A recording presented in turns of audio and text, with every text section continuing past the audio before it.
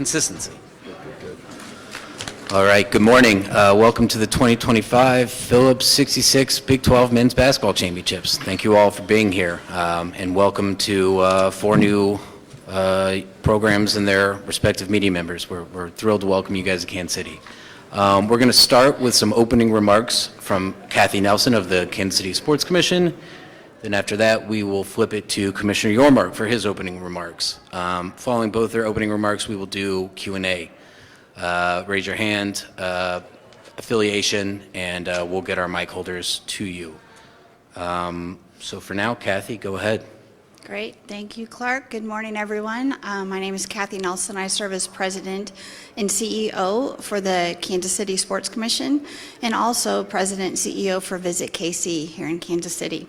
So again, welcome everyone this morning. Kansas City, again, is thrilled to host the Phillips Big 12 Men's and Women's Basketball Championships. And as a reminder, and thank you, Brett, both are staying here in Kansas City through 2031, and we are very excited about that. This year marks the 24th time that Kansas City will host the Men's Basketball Championship more than any other city, and the 15th time that we have crowned a Women's Basketball Championship right here on this inside of T-Mobile Center. And congratulations to TCU. I was here. It was an incredible game, and so again, wonderful to have the women playing here at T-Mobile Center. 2025 is yet another record-breaking year for us with 4 new schools joining the conference, the biggest Big 12 championship ever. Both men's and women's events featured 16 teams, 15 games, for a total of 30 games here in Kansas City between March 5th and March 15th. That's across 10 days. So just like all of you, we are super excited. We're a little tired, but we're going to get our sleep in again tonight. But thrilled to have 10 days of 30 games of Big 12 basketball. So those addition of those 4 schools, Arizona, Arizona State, Colorado, and Utah, means that new visitors are coming to Kansas City. And it's an opportunity to showcase our city to an even wider audience than before. Big 12 Fan Fest is happening again right outside of T-Mobile Center on Grand Boulevard. There's hoops challenges, giveaways, and activities for all ages, and it's free for everyone. Power and Light District again hosts daily pep rallies where you can cheer on your team, as well as live entertainment, music, concerts, and lots of giveaways there as well.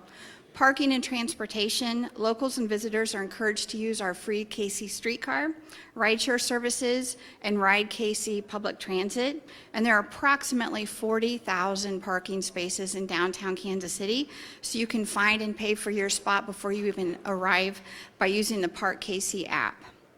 Limited tickets are still available through T-Mobile Center's website at t-mobilecenter.com. And fans looking for all these details can go to our website at visitkc.com/Big12. We estimate the economic impact of both of these championships here in Kansas City to be around $33.7 million over those 10 days, which means a huge influx of visitors to our hotels, our restaurants, our attractions, and our local businesses. I'm personally grateful for the relationship Kansas City has with the Big 12 Conference. I'm grateful for the relationship we have with Commissioner Yormark, with the Big 12 staff, and the member institutions. So thank you all, and we look forward to another few days of some great basketball. With that, I'll turn it over to Commissioner Yormark. Thanks. Thank you, Kathy. Kathy's an incredible partner for us. As you all know, I came here for the first time in the spring of 2023. For my first championship. I can't believe it's my 3rd one already. And I fell in love with KC for all the right reasons. And as you know, this time last year, we doubled down and we'll be here through 31.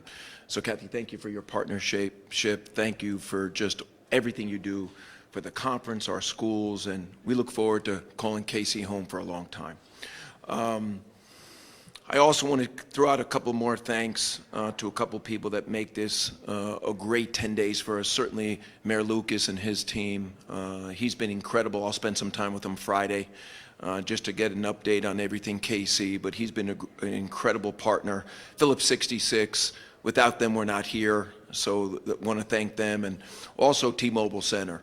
There's not a day that I don't walk the streets here in KC where people don't rave about the staff, the building, the continued investment that the building is making, not only in our fans, but in the Big 12.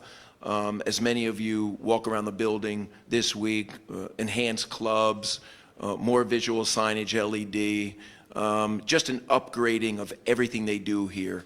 And much of that is because we are their biggest event every year. We're their Super Bowl, and they continue to invest for the right reasons. So want to thank the building and the incredible staff here. I was here, obviously, last week. I did go back to Dallas on Sunday and returned last night for a quick 24 hours. But I saw some great women's basketball, and as I said, when I gave the TCU team the championship trophy, this season has been about TCU. You think about that turnaround, 1-17 in the conference last year and what they've done, just remarkable. But it's not just TCU. I mean, this conference top to bottom has been really strong.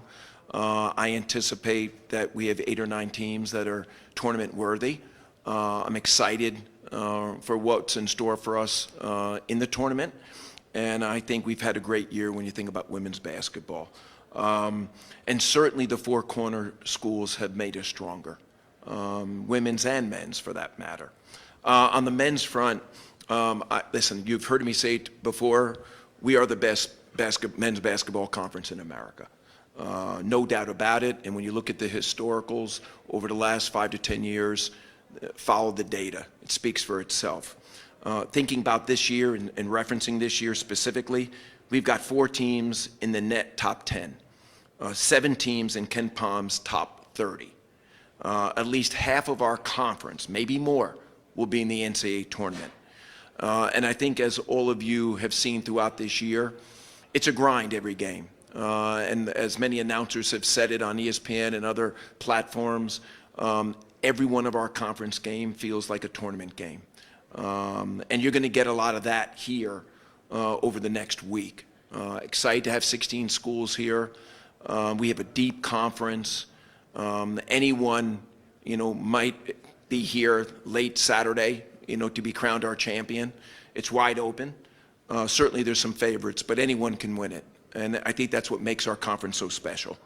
Off the court, as I said earlier, a lot of enhancements this year, no different than what you've seen over the last couple of years. The building, the community, they continue to embrace the Big 12.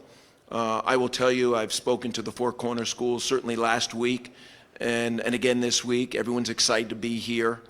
It's a first-class experience, and they're going to witness it firsthand over the course of the next week.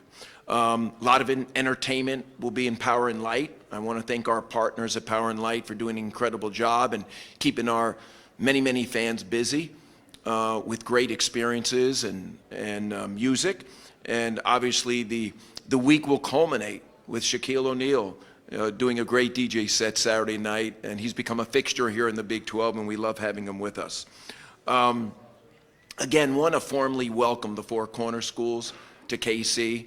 As Kathy said, we'll have many of their fans join us for the first time, and I think given how they'll be received here in the community, they're going to want to keep coming back and back, not just for our basketball championship, but for all the great events and things that are going on here in KC. I've often said it, I'm going to say it as a closing comment, there's never been a better time than right now to be part of this conference. I'm very bullish on our future for all the right reasons, and the best days are ahead. Thank you again for being here, and Clark, I guess I'm open for questions. Great. Let's kick it off. Just raise your hand and affiliation, and one of our mic holders will go. Let's start with Blair from the Kansas City Star. Thanks, Clark. Blair Kirkhoff with the Kansas City Star. Brett's for you. Good to see you. Good to see you.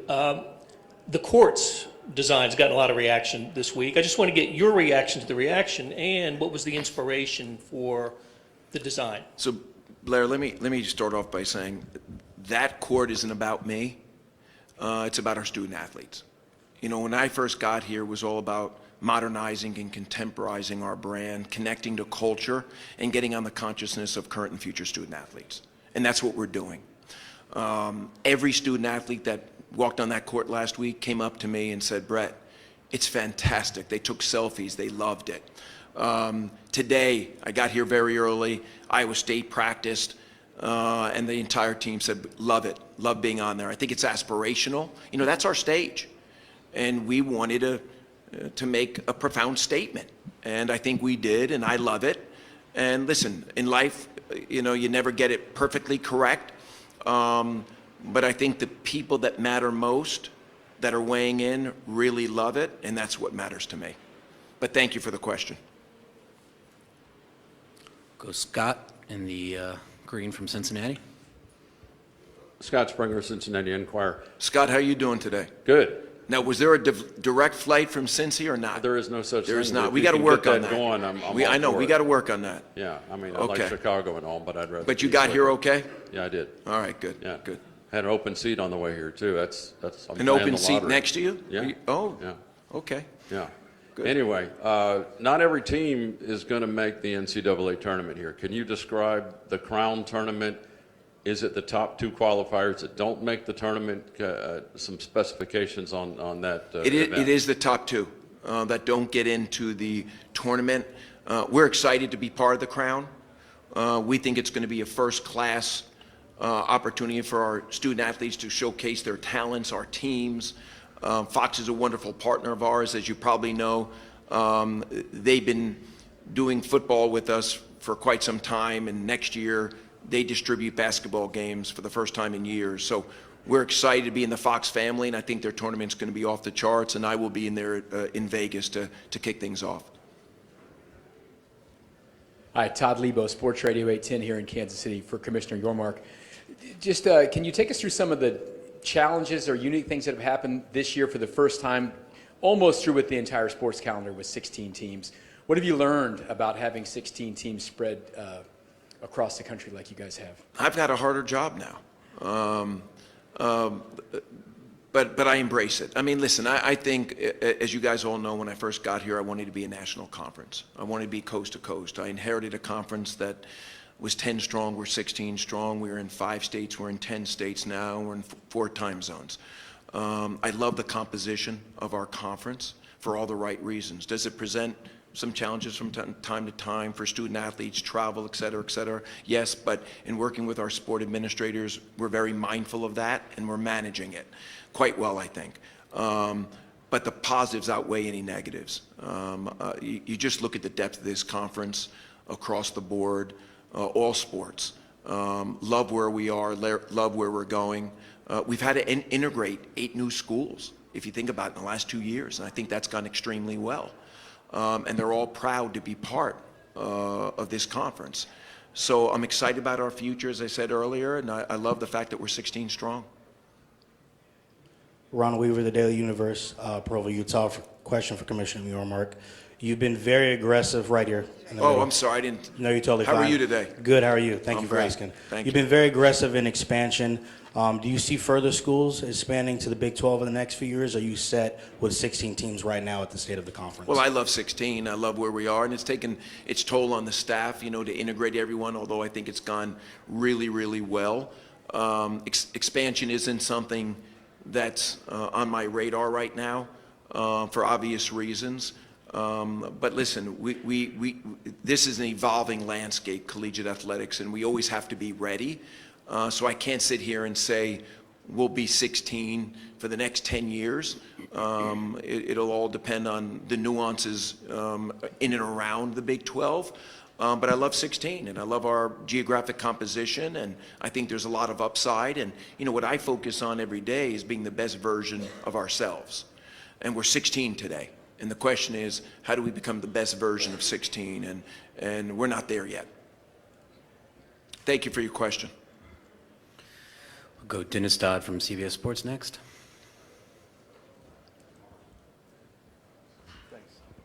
Brett, where are you on big picture bracket expansion? On what? Where are you on big picture bracket expansion of the tournament? Listen, I'm in favor of expansion to 76. I think that's the right number. I think there'll be just some decisions over the next, 90 days, 60 days. I think the economics, candidly, have to work.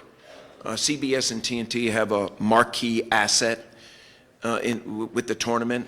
I know they know that. But in order for us to expand, they have to come to the table and provide the right economics. No one wants to get diluted. And we've got a great asset here. So we'll see how it plays out. I know Charlie Baker and Dan Gavitt are working hard at figuring out, where we need to be, and they'll do the right thing, but the economics matter. Go Blair Kirkhoff again from Kansas City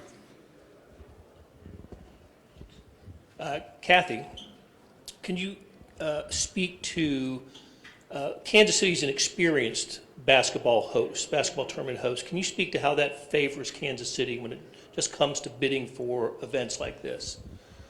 Yeah, Kansas City shows up, and as Commissioner Yormark shared, it's working together, but it's also filling our seats, and it's our fans that are showing up to this.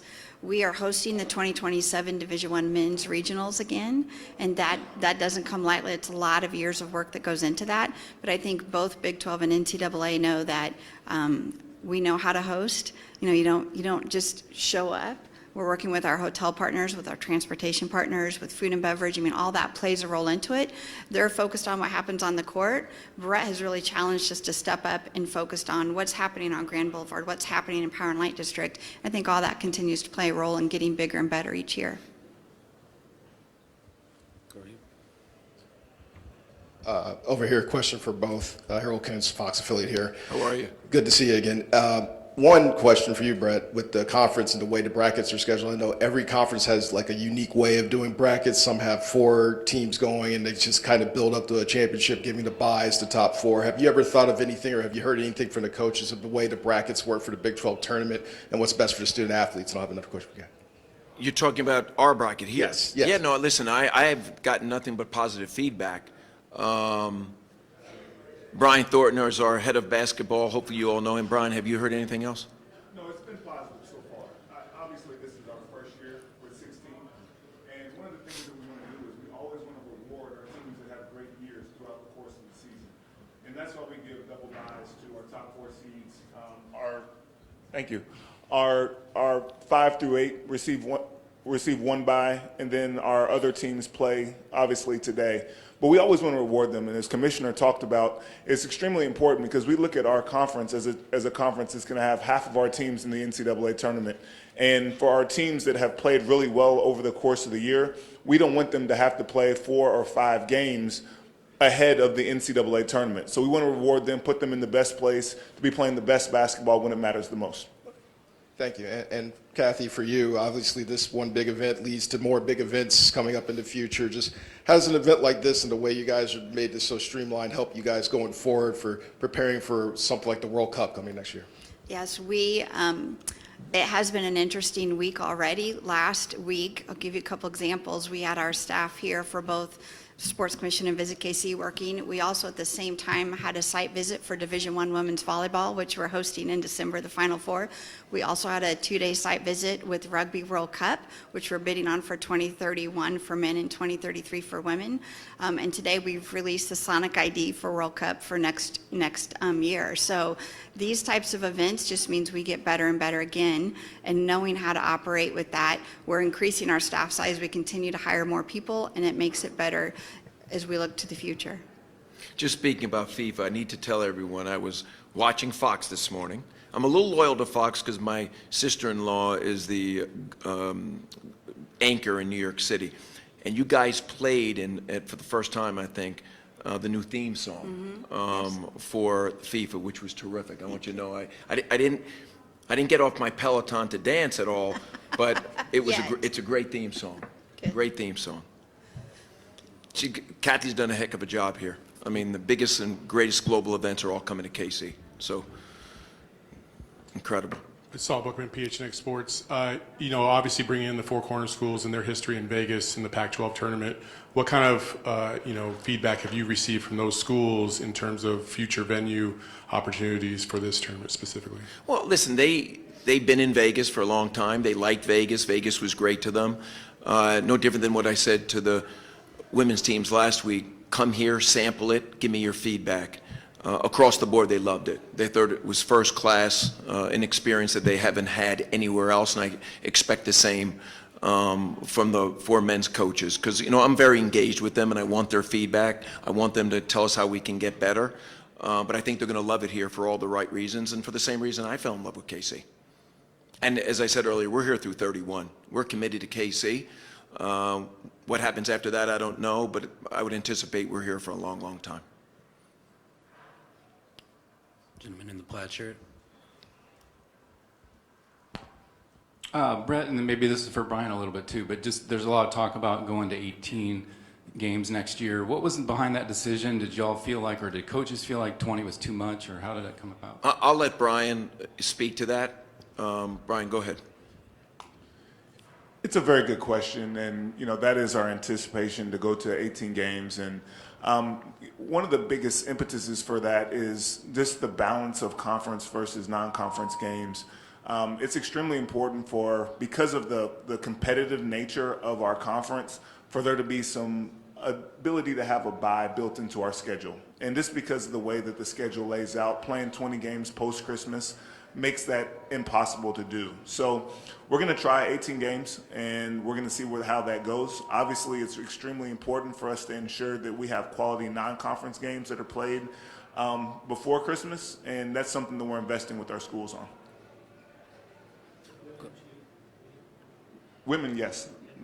Yeah. Both. Women stay the same at 18. Go back to the individual with the bomber jacket, I believe. I think that's right. My fashion eye is correct. Kind of piggybacking on that, is there any consideration to doing less, one-game trips for some of these teams? It seemed like that was kind of You're talking about conference travel and schedule? Yeah, exactly. I mean, listen, I can only speak, and I'll defer to Brian too, my colleague. We're very mindful of the wear and tear and the travel. It's one of our guiding principles when we think about scheduling, making sure that we're very sensitive to that, and that will continue. But Brian, you might want to speak even further on that. I guess I'll just hold on to this for a minute. To that point, we always want to be cognizant, as Commissioner said, and we do have, because of the nature of our institutions, we have some situations where we're able to pair trips together for some of our institutions. Think about going to Arizona and Arizona State, or BYU and Utah, or even to Cincinnati and West Virginia because of proximity. So when we have the ability for institutions to go from east to west and play 2 games, that's something we want to take advantage of. For our institutions that are more centrally located, it's easier for them to either go west or east in a 1-game scenario. But we want to definitely be mindful of making sure our student athletes are in as good of a position as possible. We've got time for probably 2 more. We'll start with the individual on the back, the navy polo.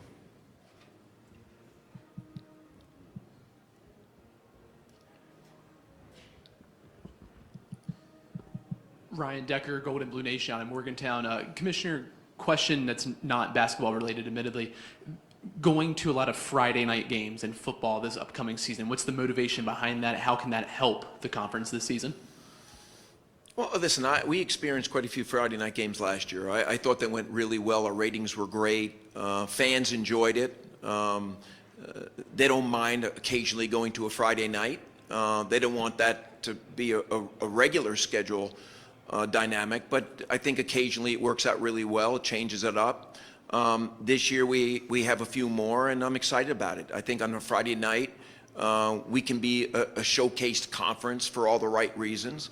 ESPN and Fox do an incredible job for us, so I'm excited, and I love this schedule. And I don't think we'll do more in the future, but certainly what you're seeing now is something that I think you can see on a regular basis. Okay, one last question. Anyone want to bring us home? To the gentleman in the red polo.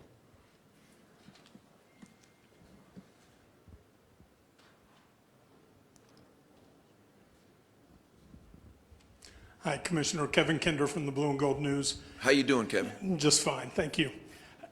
There's a lot of talk about other conferences having disproportionate influence on setting the agenda, some college football topics. Is that a front of mind thing for you? How would you characterize your work with them right now? I understand that can be sensitive in talking, but how do you feel that's progressing at the moment? Let me ask you something. Do you think I'm shy or no?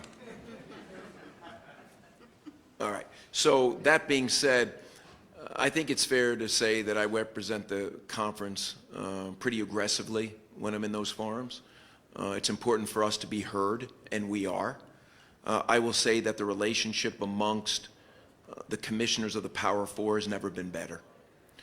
We don't agree on everything, but we have a mutual respect factor that exists, and we hear each other out, and I feel really good about where we're situated. Obviously, there's a lot of conversation around the CFP and what that looks like in the future. I'm not going to go there today.